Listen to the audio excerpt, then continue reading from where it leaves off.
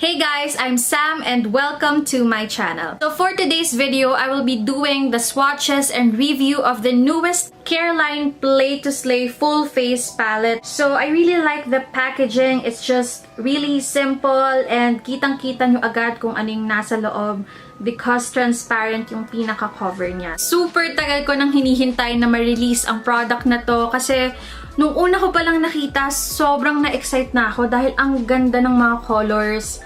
Tapos ayan, meron tayong isang highlighter, meron tayong dalawang blushes, and we have 12 eyeshadows and 4 sa kanila ay metallic, the other 8 matte shades. So, una nating itatry is yung kanilang blushes. So, ayan yung dalawa. Ipapakita ko sa inyo guys yung swatches and mamaya I will be applying it on my cheeks.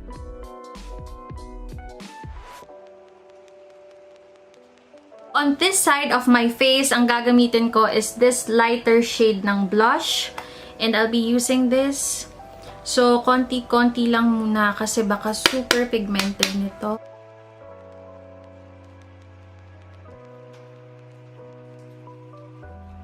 Ayan, so hindi masyado makita itong light pink na shade. Siguro, ito yung good for everyday lang na blush. And kung hindi kayo mahilig sa blush pero gusto nyo lang may color yung face nyo, this is the best shade to use. So, ayan siya. So, on this side of my face, ang gagamitin natin is yung darker shade ng blush. And I'll be using a different brush for that one. So, ayan. Konti-konti lang dahil ito mas matingkad ang color. So, let's apply it. Oh my gosh. Grabe. Super pigmented. Kailangan guys, wag nyo masyadong idot-dot yung brush nyo. And you have to tap off the excess talaga. Kahit dun sa pan, mukha siyang parang super bright. Para siyang hindi wearable. Pag in-apply, ang ganda. Nakakabuhay siya ng mukha.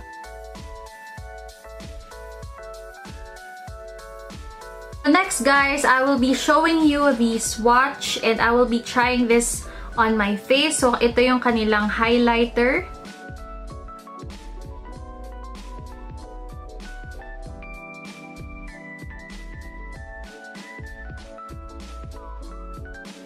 Wow, ang ganda. Ang ganda nito. Grabe. Ang blinding. Oh my gosh. So, on this side of my face, gagamit ako ng spray and medyo patutuyuin ko siya ng konti before ko lagyan ng highlighter yung aking muka. And let's just try kung mas may i-intense pa ba ang highlighter na to ng Careline. Pay ng konti.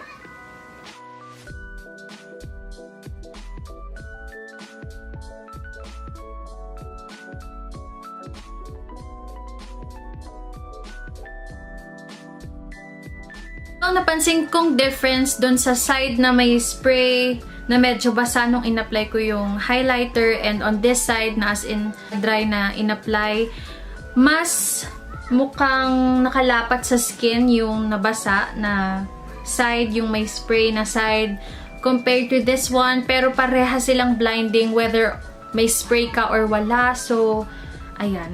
I like it.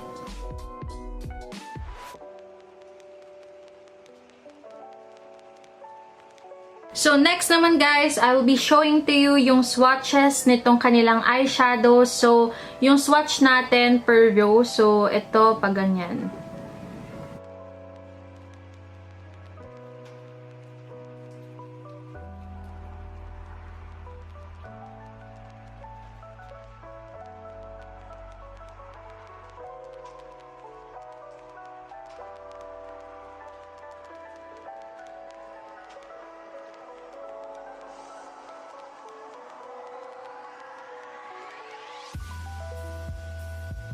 So, gamitin na natin yung mga eyeshadows.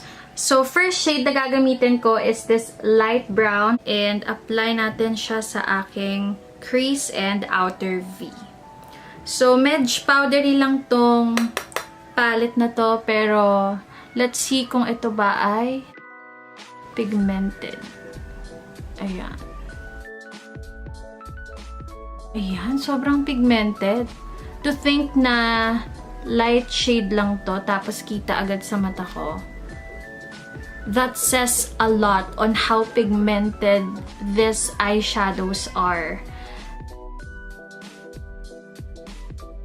So, next shade na gagamitin naman is this. Lagay lang natin on the same areas kung saan natin in-apply yung unang shade.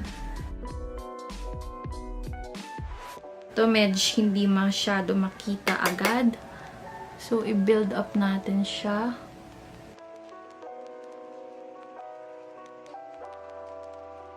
So, next shade na gagamitin is this shade.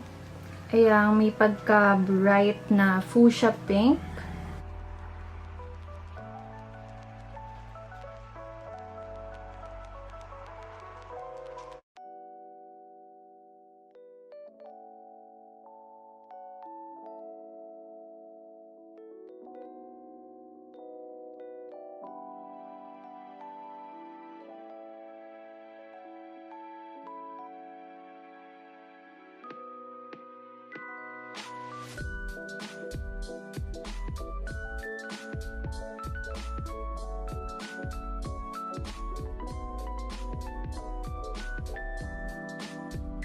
Let's get the blending brush na ginamit natin kanina to soften the edges.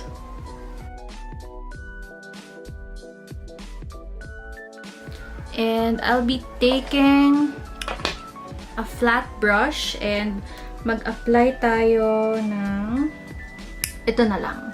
This shade, itong metallic shade na to.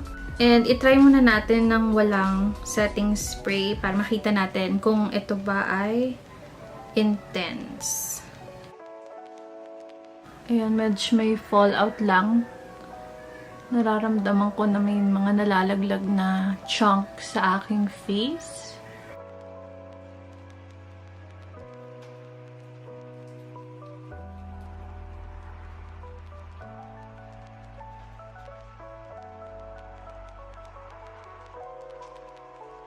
Maganda siya, guys. Pero gusto ko talaga i-try na meron pa siyang spray.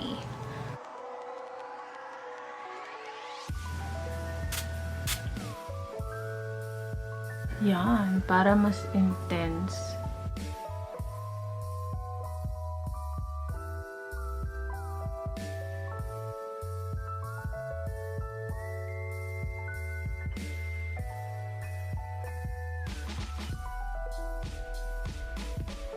So, nag-apply lang ako ng mascara tsaka ng liquid eyeliner.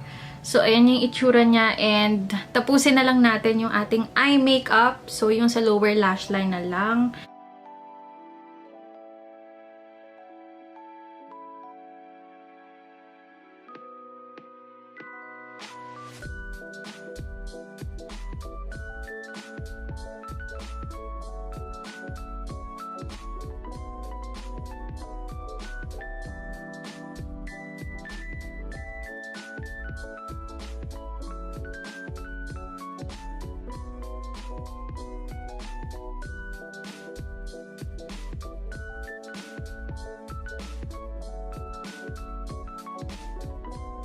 So, ayun guys, ito na yung aking nagawang look and super nagustuhan ko siya. Ang ganda ng eyeshadows nila, ang ganda rin ng blush and the highlighter. Super nice! Isipin niyo guys, this is only 275 pesos and then you have a highlighter, you have 2 blushes, and you have 12 eyeshadows. Sulit na sulit ang 275 pesos nyo. And ang ganda lang talaga. Sobrang na-shock ako. So there you go guys, thank you so much for watching this video. Don't forget to click the subscribe button if you haven't already, and I will see you on my next video. Bye!